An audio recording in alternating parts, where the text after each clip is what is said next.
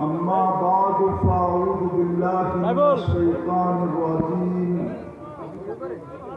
بسم الله الرحمن الرحيم إن الله اشترى من المؤمنين أنفسهم وأموالهم بأن لهم الجنة وقال رسول الله صلى الله عليه وسلم ما لا عين رأت ولا أذن سمعت وما خطر على قلب بشر وقال صلى الله عليه وسلم اطلب الجنة جهدكم أو كما قال عليه الصلاة والسلام। উক্ত মাহফিলের সম্মানিত সভাপতি, উপস্থিত উলামায়ে কেরাম, এলাকার বিভিন্ন জায়গা থেকে আগত মুসলমান ভাইয়েরা, বিশেষভাবে যুবকরা, যেই পর্যন্ত লাউড স্পিকারের আওয়াজ পৌঁছতেছে,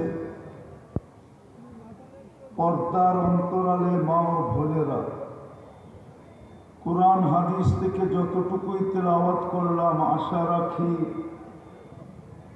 একই সামনে রেখে কিছু কথা রাখব। সাথে সাথে সকলের কাছে দোয়ার দরখাস্ত, মনে মনে দোয়া করি আল্লাহ আমাকে, আপনাদেরকে, সকল শ্রোতাকে কথাগুলো বুঝা এবং আমল করার তৌফিক দান করেন। আমিন।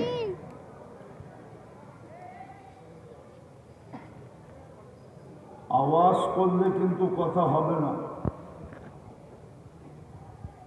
কেননা আল্লাহ নিজে আদেশ দিতেছেন ইদা কুরিয়াল কুরআন ফাসতামিউ। এটা কিন্তু তাফসীরুল কুরআন মাহফিল। আল্লাহর স্বয়ং আদেশ, যখন কোরআন শোনো বা কোরআনি কথা শোনো, পরিপূর্ণ মনোযোগ দিয়ে শোনো। এটা আল্লাহর প্রথম আদেশ। দ্বিতীয় আদেশ হলো আনসিতু, পরিবেশটাকে বিলকুল নীরব নিঝুম রাখো, এমনকি হাঁটা চলা হিট